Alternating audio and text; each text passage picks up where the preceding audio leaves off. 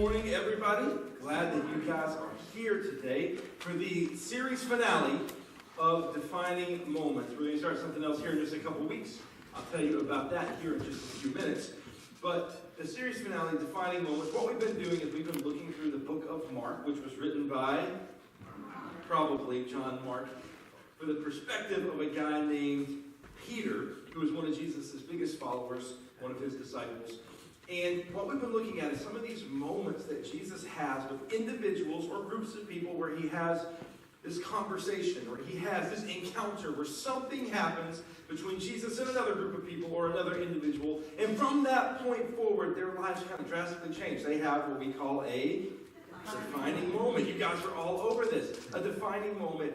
And you guys can look back in your lives and you can probably think back to 1, 2, maybe 10 defining moments that you've had. Something where you were kind of thinking one way or you were going one direction, and then because of some encounter, because of some conversation, because of some event that happened in your life, all of a sudden you began to go a different direction. All of a sudden you began to think differently. You had this revelation, or you had something that come about in your life, and you began to go a different direction. And you can think back to a lot of defining moments in your life probably. And so my prayer for this series has been that maybe, just maybe, somebody in the room would have one of those defining moments. You would be able to look back and say, you know what, because of something that Jesus said or because of something that Jesus did, this has transformed my way of thinking. This has transformed my way of living. This has transformed the way that I'm going to go about my life. And if you're thinking to yourself, oh my goodness, I wasn't here for one of those, and maybe that was going to be the week that I had my defining moment. That's okay. You can always go and you can look it up online and you can listen and you will not have missed a thing. So make sure that you go check it out on our webpage, go check it out on our YouTube page, and you won't have missed anything. Everybody got it? Now today we're going to talk about one of my favorite stories in the entire book of Mark, because see, what happens in Mark is you actually get a good bit of emotion out of this. You get to kind of see an emotional side of Jesus, an emotional side of the disciples that you don't always get to see in some of the other stories of Jesus. And today we're going to see a very emotional story. And what I need you to do for a few minutes, everybody ready to go on a little journey this morning? I need you to try to connect as emotionally as you can with this story. Because what Jesus is about to show us, and what Mark points out to us, is that Jesus connected with people not just on big group levels, but on individual levels. And he's going to show a level of compassion and a level of care for us as individuals that is so incredible. And so if you have your Bible, we're going to be in Mark chapter 7 here in just a minute. But let me kind of set the stage with what's going on here. I love Mark because he gives us a lot of details. A lot of details. And details are really good things when you're looking at historic ancient documents, because a lot of people think that these things were fabricated, written hundreds of years after the fact. And the reality is that Mark gives us such incredible detail all the way through this book. And if you were wanting to fabricate a story, the last thing you would want to do is give incredible detail. Because that means people can go and fact check it and find out real quick that it wasn't true. But Mark gives us this incredible detail about regions, about geography. He would have been a great geography teacher, because what he did was he would tell you when Jesus was going to an area and when Jesus was leaving from an area. You know, Jesus went from city to city, from village to village, from town to town. And Mark would tell us where he was going and when he was going. And a couple weeks ago, if you remember, he had left one region that was incredibly spiritual. They were Jewish. They believed in the God of the Old Testament. They believed in the God of the temple. They believed in the Jewish God. And he went to another region where not so much. They were kind of pagan. Well, that's the exact same thing that Jesus is going to do here. He did that often, and I think that the gospel writers, Mark, specifically pointed that out to us because they wanted to show us that Jesus wasn't just here for one particular group of people. He was here for everybody. I was expecting a big round of applause there, because that's the essence of the gospel, and if we don't believe that's true, then we're all wasting our time here this morning, because guess what? You are, according to the Jewish culture that Jesus was living in, you are one of those immoral pagan people, right?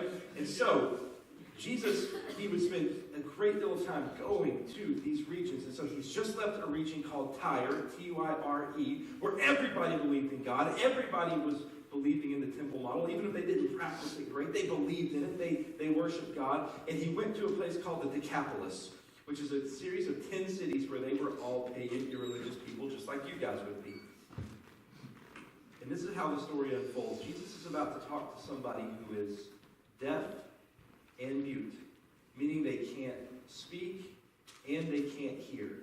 And he is about to give them a defining moment that would forever change their life. Check this out. There, in the Decapolis, some people brought to him a man who was deaf and could hardly talk. He was mute. And they begged Jesus to place his hand on him. Now, just set the stage here. Whenever Jesus would go to a new region, even if it wasn't a super religious region, they would go, and they had heard about this miracle worker, right? That could do everything, that could heal people. And so what they would do is, rather than, the first thing that they would do, they wouldn't just go listen to what he had to say or prepare him a meal. The first thing that every town Jesus went into, he was just met with a bunch of sick people. Every single town.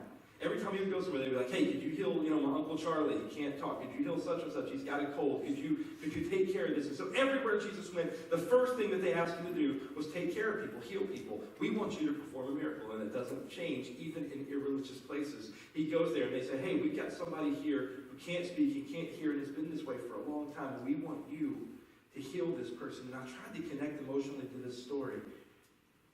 And I started thinking about what it would be like to be this individual. And remember what I want you to do today, right? I want you to connect emotionally with the story. And so I was trying to think about the number of times that this guy would have been overlooked, who would have missed everything that was going on. And I tried to connect emotionally to the story. And the best way that I could connect emotionally to the story was I started thinking about my children. And you know how when kids are like 2, 3, 4, 5 years old, like every time you come home, it's a big deal. They like run up to you, grab hold of your leg, and they try to hug you and say, my turn. And then if you got several of them, they're like, my turn next, right? That kind of stops after a certain point. It's probably good because the 17-year-olds were doing that. It would be painful to everybody. But my kids are kind of past that point now. Most of them, occasionally my youngest will do that. But the others, they're kind of over it at this point. If I come home, they're like, yeah, we'll see you at dinner, right? But I can remember, I was thinking back to the moments when that would happen, where the 2-year-olds, the dogs still treat me that way, so hey, we're doing well. Yeah. But I remember when they were 2, 3, 4, 5 years old, and they would run and do that. And I started thinking about, what if one of them had the same ailment as this man? And they missed out on these opportunities because they couldn't hear what was going on, and they didn't have the opportunity to say, me next, me next, me next. And man, it connected on an emotional level with me because I would have been brokenhearted. Absolutely brokenhearted. And I think about this guy and all the things that he missed. I think about all the opportunities that everybody else got that he couldn't speak up and say, I want to do that. And I think Jesus kind of had that same heartbreak for this man. Matter of fact, I think Mark's going to show us very clearly that Jesus had that same level of heartbreak for this guy. And so the story goes on. After he took him aside, away from the crowd. So leave the crowd behind. It's just me and you now, one-on-one time with Jesus for this guy. Jesus put his fingers into the man's ears, then he spit and touched the man's tongue. Yeah, so this one's a bit odd. It's kind of like, what? Well, let's take it step by step here. He took him away from the crowd, individual time. Remember, I think Jesus is connecting on a one-on-one emotional level here. But he spit and then touched the guy's tongue with it. Now this is pushing the bounds. Like Jesus had this incredible ability to take things to another level, right? Like all the time, Jesus, he came and he took what it meant to believe in God and worship God. He took it to another level. He took what it meant to worship and to pray and to fast and to treat people. He elevated how we treat other people. He took things to a new level. And apparently, he also took to a new level the boundaries of normal social behavior. Because you wouldn't want anybody to do this to you, right? This is just not one of those things that you go around doing. And so Jesus took this to the next level. Now, we know a lot of people that push the normal bounds of the normal society boundaries, right? Like children do it all the time. Like last week I was here, not yet. Last week I was here, and right after church, there were about 27 kids running around in this room, and one adult got trapped in here. And I look in, and all of a sudden, there are like 3 kids on each leg, and the adult's like, help me, what's going on? And I just ran away. I was like, I got to get out of here. Right? Children push the normal boundaries of social behavior all the time. Like, children will jump off the stage onto somebody's back. If I tried to do that, we'd all get hurt. Right? Then there would probably be a restraining order filed, and it would be a bad deal. But they push these normal bounds of social behavior. Celebrities often push the normal social behavior boundaries as well, right? But we just read about it and then they get richer because of it. But there are sometimes that you have to deal with people that push the norms of social behavior. Like, for example, you guys all know these people. Maybe you is these people. Loud person. You guys all know that person that's just a little too loud. And not like singing. You guys should be extra loud while you're singing here. But like, when you're at the table next to them at the restaurant and you can hear everything that they're saying or everything that they're laughing about, and it's just kind of that annoying thing that hits you. You guys all know that person, right? Loud person pushes the norms of social behavior. How about this one? Number 2, personal space guy. You know who I'm talking about, right? The person that gets right up in you. You have to know what they had for breakfast, right? And then if you back away a little bit, they just assume that that's an invitation for them to walk with you, right? You all know those people. Or how about this one? Too much information lady. Right? You don't need to know what your doctor said last week. I just met you on Tuesday, right? And so we don't need to go there, but you're going to go there. Great. Or how about this one? Invite self over man, right? Who knocks on somebody's door anyway, right? And then you're just going to invite yourself in. Or how about this one? Stays too long at your house family, right? Like you have them over for dinner at 6 and at 9:30 they're like, let's play Monopoly. No, this isn't a good idea. And so Jesus, though, he apparently wanted to take it to a whole new level. And so he became spit and rub it on your tongue guy. Now, why would he do this? And by the way, there were a few honorable mentions that didn't make it up to the board, like eats all the donuts guy, pushes in the bounds of normal social behavior, touches the thermostat too often guy, and Yankee fans. All those were honorable mentions, pushing the bounds of normal social behavior, but didn't make it to the board. But Jesus took this to another level. Now, what I'm wondering is, couldn't he have done this different? Like, is there a way that he could have healed this guy without doing this? And by the way, this isn't the only time that Jesus did things like this. There was another time that he rubbed spit in the guy's ear. There was another time that he rubbed spit in the guy's eye. And I just wonder, first of all, how this went down. Did he, ask permission? Did he get, written consent? Can I spit on you? Or did he, tell James and Peter and John, hold this guy down while I give him a wet willy? What? How did this thing officially go down? But I think that what Jesus was doing, and this is so incredible, and this is why this is so big for us to think that he's registering on an emotional, personal level. I think what he actually was doing here was he was touching the areas that this guy's most felt need. When he touched his ears, what he was communicating was, I realize that you can't hear right now, but I want you to know that I'm bringing healing to your life. And I realize you can't speak right now. And he touched his tongue. I don't know how the spit had to be there, but hey, I'm not going to question Jesus. I just want you to know that I'm touching one of the most felt needs of your life, and I'm going to bring healing to you. And so Jesus, on a real emotional, personal level, connects with this guy. And then it says this. He looked up to heaven with a deep sigh and said to him, help me out with that word. Exactly, Ephatha, which means be opened. I was expecting you guys to all say it together. What happened? Ephatha, which means be opened. And I don't want us to pass over this too quickly. Bring it back up for just a second. I don't want to pass over this too quickly because with a deep sigh, why would Jesus do that? Sighs mean something, right?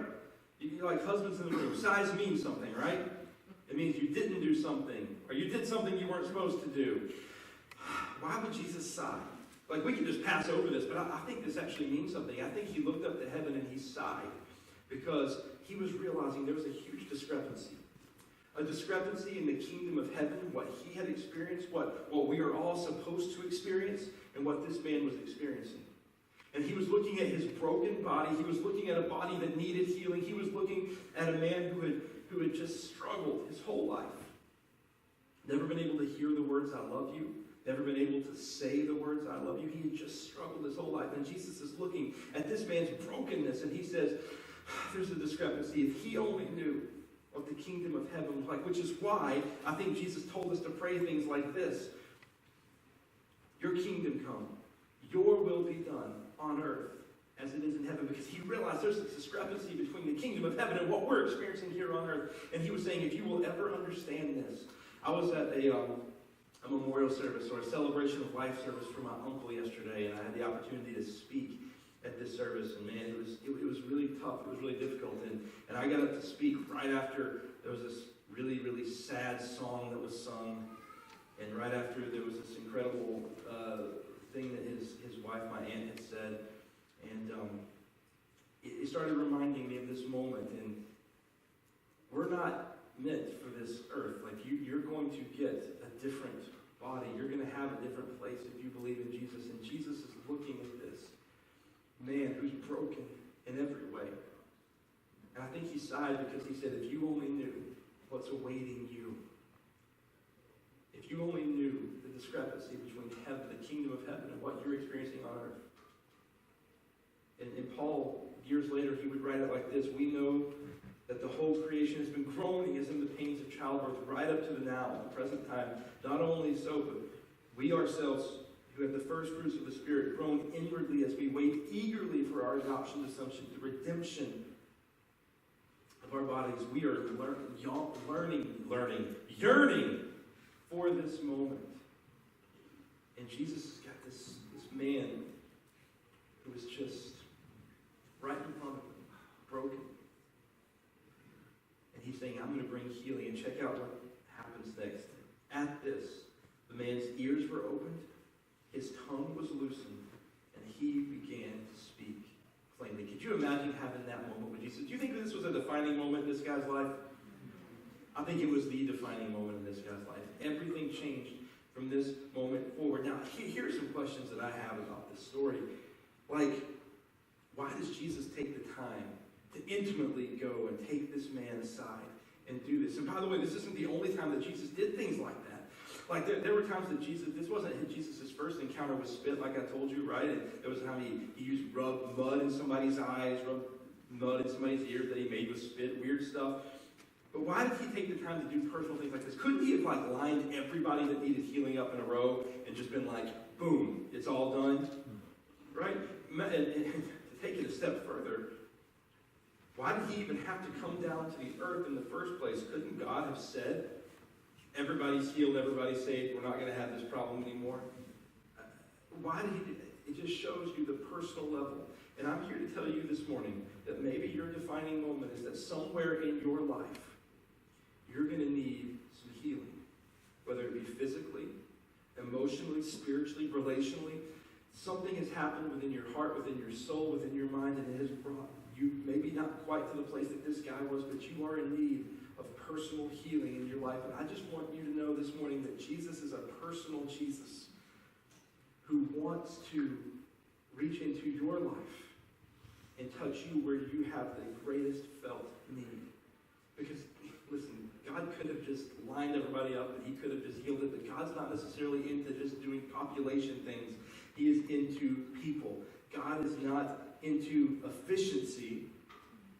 There it is. God is not necessarily into efficiency, but rather he is into people. It would have been way more efficient for him just to heal everybody at once, but he wanted to take it on a personal note so that he could show the people that he was interested in them. And by the way, this is a good way to live your life, too. Don't just be into efficiency, be into the people. Like, for example, I keep talking about my kids. I've been away from them for a day, it's really hard. But there are so many times in life where, like, my youngest especially just wants to do things with me. Now, I've made no secret. I got to tell you guys one more time, just as a reminder, I'm not really good at, fixing things or building things. I'm not good with a hammer and those kind of things. My 6-year-old's probably just about as good. And there are times that I'm trying to fix something or build something, and he wants to come along and be a part of it. Now, it would be so much easier for me to just be like, no, I'm good. I want to do it myself. It would have been way more efficient. Or carry something heavy down the stairs. Way more efficient to do those things by yourself. But when he wants to help, I need to say, sure, buddy, let's do it together, because I don't need to just be into efficiency. I need to be into people, right? And I think that what Jesus and God were showing us is that not just into the whole world. You're part of the world, and God loves you because you're part of the world, but he's into you on a personal level. And what about the crowd in this? What did they do after they saw this? Check this out, verse 36. Jesus commanded them, don't tell anybody. Now, when you see something special and magical happen, is your first thought, I'm going to zip it up? No, your first thought is, I got to tell everybody what I just saw, right? Right? I remember when I was 16 years old. It was right after I got my driver's license. One of the very first things I saw was the Oscar Mayer Wienermobile going down the road. I was so excited, I called 7 people right when I got home. Can you believe what I saw? How much more would these guys who had just seen somebody healed this way have to keep it up? But the more he told them to keep it quiet, the more they kept talking about it. People were overwhelmed with amazement. He has done everything well, they said, and he even makes the deaf hear and the mute speak. And by the way, what Mark is doing right here is so phenomenal. There are these 2 words, and there are only 2 words that are used for mute in the entire Bible. One is used in the New Testament. It's a Greek word, and that word is? Alalos. That's right, alalos. You guys all knew it before it went up there. I don't know why you put it up there so fast. They were all going to say it. Alalos, which means mute. Mute. Everywhere in the New Testament, guess which word they use for mute? Alalos. You guys are all over it this morning.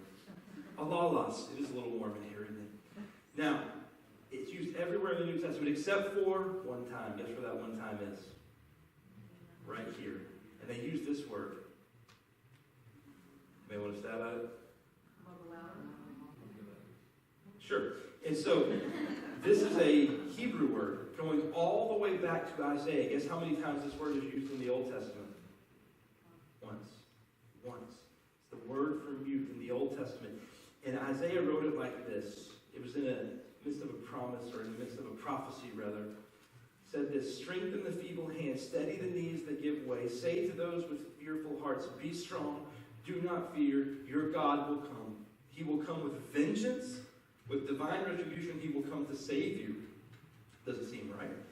Then the eyes of the blind will be opened, and the ears of the deaf unstopped. Then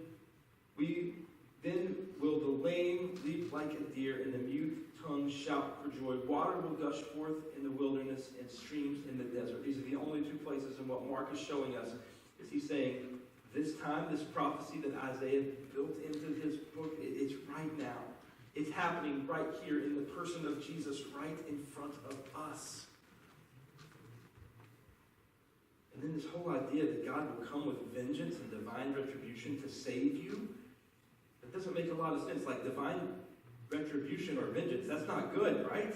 You don't want to have vengeance taken against you, but the reality is what Mark was saying was Jesus hasn't come to, he didn't come with vengeance towards us. He came to absorb the vengeance that we should have absorbed. Matter of fact, Paul, he wrote it like this: God made him who had no sin to be sin for us, so that in him we might become the righteousness of God. So, Jesus made it personal. He made it personal. He wants to bring healing to your life where you need it the most. In the areas of your life where maybe you've struggled for years. Maybe it's physical, maybe it's emotional, maybe it's some kind of sin issue, maybe whatever it is in your life. I believe that what Jesus is saying to you today, he wants a defining moment to happen in your life, and he wants it to come in the form of you realizing that you need this personal touch from him, and he wants to bring it to you. I want to pray for you. But before I do, I want you just to kind of bow your hearts, bow your heads real quick. I want you to think about maybe what that thing is in your life. Well, what's that thing that maybe you feel like, God, you just need a personal touch. Not just hey, we're going to line everybody up and say you're healed, boom, kind of thing. But what's that personal touch that you need in your life? That personal healing, that personal area. Where is that? I'm going to pray for you. Father, thank you so much for the opportunity that we've had to be here today. And God, I pray that today we would recognize that this could be a defining moment for us. That we could walk out of this room today knowing that there's this personal touch that maybe we didn't have before, but that we can have because you're a personal God. And so, God, I pray for every single person in the room. God, I pray for healing where we need healing. God, I pray for surrender where we need to surrender. And God, I pray that we would walk out of these doors today having this be a defining moment in our hearts and lives. In Jesus' name. Amen. Take that connection card that is sitting in your seat. Take a few seconds and fill that thing out. If you would like more information about anything on the back of that card, make sure you check the appropriate box, put it in the offering basket when it goes by here in just a moment. Now, I'm going to show you guys a video. We're going to start a brand new series 2 weeks from today. 2 weeks from today. It'll be something special next week, but 2 weeks from today, we're starting a brand new series. It'll be my final series that I do with you guys, and so it's going to be a real fun one.